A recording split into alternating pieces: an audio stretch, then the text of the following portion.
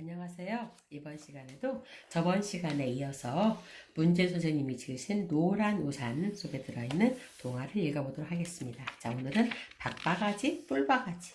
네, 오늘은 바가지에 관한 이야기 같은데요.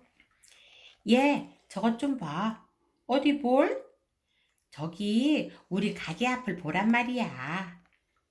가게 앞 길바닥에는 박바가지가 포개져 있었습니다. 그리고 그 옆에는 할머니 한 분이 앉아 있었습니다. 아마 그 바가지를 팔려고 시장에 나왔나 봅니다. 할머니 얼굴은 싫은 만큼이나 잔주름도 많았습니다. 그런데 누구 하나 박바가지를 사려는 사람이 없었습니다.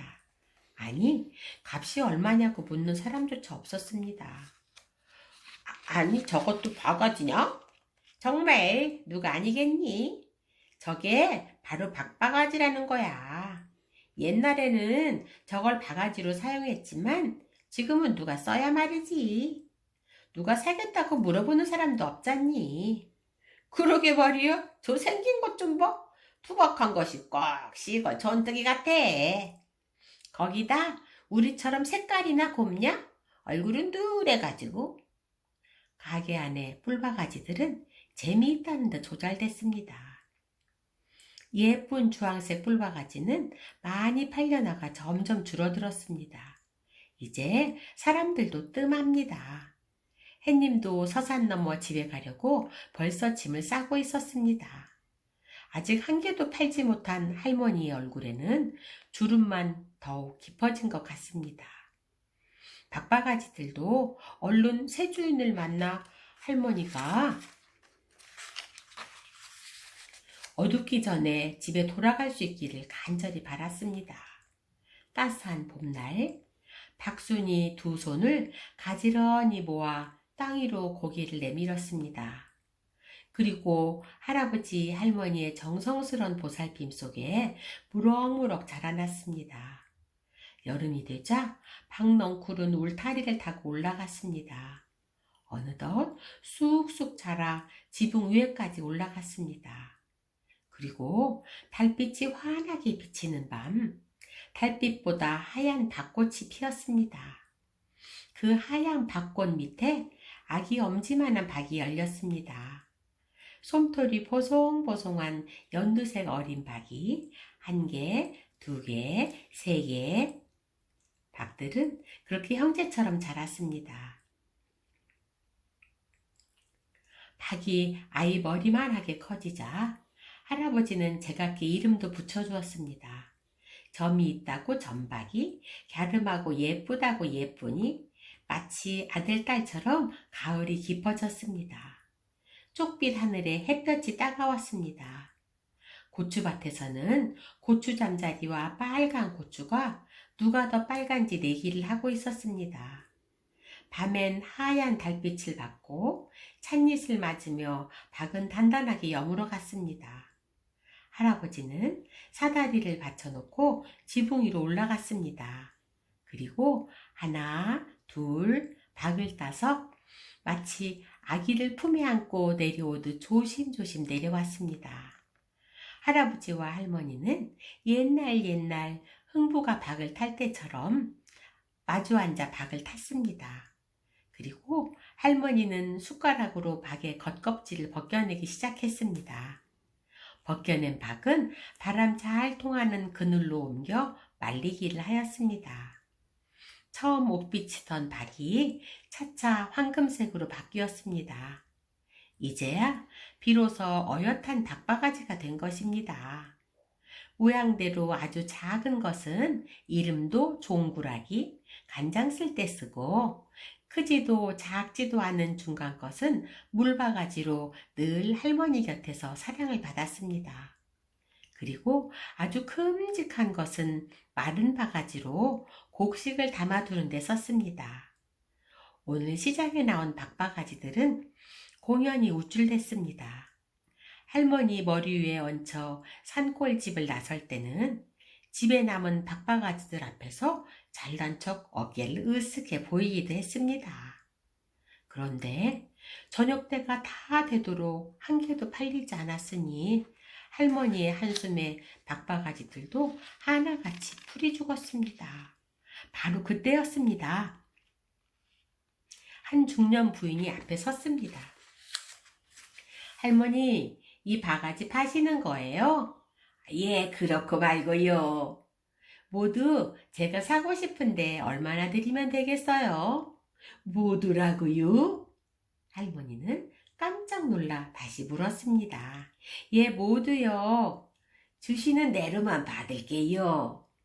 할머니는 욕심 없이 말했습니다. 그래도 얼마라고 말씀은 하셔야지. 할머니는 아주머니의 말에 눈만 껌뻑일 뿐 선뜻 대답하지 못했습니다. 그런데 아주머니가 내려놓은 돈은 뜻밖의 많은 돈이었습니다. 할머니는 깜짝 놀라며 그 돈을 다 받을 수 없다고 했습니다. 할머니, 이렇게 예쁜 바가지가 되기까지 얼마나 정성을 들였겠어요? 아주머니는 횡재를 한 듯 싱글벙글 하였습니다. 그 아주머니는 바로 박공예가였습니다. 박공예가는 박바가지의 얼굴에 멋진 그림을 그렸습니다. 그리고 조각칼로 정성 들여 새기기 시작했습니다. 박바가지는 아픔을 못 이겨 눈물이 나올 지경이었습니다. 자기를 길러준 할아버지, 할머니 곁을 떠나 이런 아픔까지 겪게 되는 게 몹시 서글펐습니다. 할머니가 원망스럽기도 하고 집에 남아있는 박바가지 형제들이 부럽기도 했습니다. 잠시 박공예의 일손이 멈추는 듯 했습니다. 박바가지는 이제야 살았구나 했는데 이번에는 끝이 뾰족한 송곳으로 박바가지 위아래에 구멍을 뚫는 것이었습니다. 박바가지는 너무 아프고 지친 나머지 그만 정신을 깜빡 잃었습니다. 어쩌면 이렇게 예쁠 수가. 주인 아주머니는 친구 사이인 박공예가로부터 받은 선물 꾸러미를 열어보고 벌린 입을 다물지 못했습니다. 하지만 박바가지는 그 까닭을 알 수가 없었습니다. 다만 자기 위아래에 예쁜 매듭이 메어져 있다는 것만 알 수 있었습니다. 박바가지는 그 집의 넓고 깨끗한 거실 가운데 걸렸습니다. 오는 사람들마다 박바가지를 보고 감탄했습니다. 그러던 어느 날 이곳에서 뜻밖의 친구를 만나게 되었습니다. 그것은 그릇 가게 안에서 자기를 보고 놀리던 주황색 뿔바가지였습니다. 이렇게 다시 한 집에서 만나게 될 줄은 꿈에도 생각지 못했습니다. 마침 베란다에 있는 화분에 물을 주려는 참인가 봅니다. 물이 가득 담긴 양동이 위에 얹혀 막 거실을 지나고 있었습니다. 예쁜 뿔바가지요! 뿔바가지는 깜짝 놀라 돌아보았습니다. 하루 종일 물심부름하느라 바쁘게 오갔지만 누구 하나 자기를 예쁘다고 말하지 않았습니다. 오히려 손에서 미끄러져 바닥에 떨어지면 온몸이 부서질까봐 조마조마했습니다. 나야 나! 전에 가게 앞에서 만났던 박바가지! 뿔바가지야, 너는 참 좋겠다. 아니 뭐라고? 너 지금 나 놀리는 거지? 뿔바가지가 말했습니다. 내가 널 놀린다고? 그럼. 이제 뿔바가지는 거의 울상이 되었습니다. 넌 지금 내가 하는 일이 힘들다고 생각하겠지? 그래. 하지만 내가 하는 일이 얼마나 보람 있는 일인지 너는 모르는구나. 보람은 무슨 보람? 뿔바가지가 퉁명스럽게 대답했습니다. 저 화분들 좀 봐. 나무들이 목마를 때 내가 물을 주어서 저렇게 고운 이파리와 예쁜 꽃을 피우지 않니? 정말? 내가 하는 일이 얼마나 소중한 일인데. 나야말로 이게 뭐냐?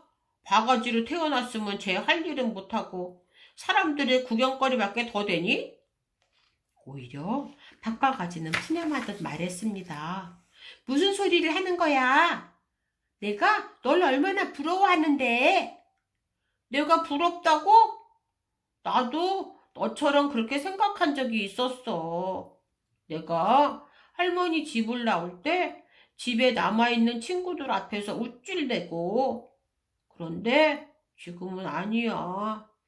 난 지금이라도 나를 길러준 할머니 곁에서 꽃밭에 물도 주고 할머니를 도울 수 있다면 더 바랄 게 없을 거야. 넌 정말 좋은 친구야. 처음에는 나를 놀리려고 그런 줄만 알았어. 너를 흉보던 나를 친구로 대해주고 내가 알지 못한 소중한 것을 일깨워 주었으니 말이야. 박바가지야, 너도 그래. 내가 내 얼굴을 볼 수가 없어서 그렇지. 내 얼굴 속에는 달림도 있고 초가지붕 위에 박이 주렁주렁 열려 있거든. 아마 사람들은 내 얼굴 속에서 옛날 고향을 보는 것 같을 거야. 그럼 내 얼굴 속에 그토록 가고 싶어 하는 고향이 있구나. 둘은 그렇게 서로 마주보며 환하게 웃었습니다. 네, 오늘은 좀 서로 처지가 다른 박바가지와 뿔바가지 얘기네요. 서로 상대방이 더 부러워 보였나 봐요. 네, 잘 들었나요? 다음 시간에 다시 만나요.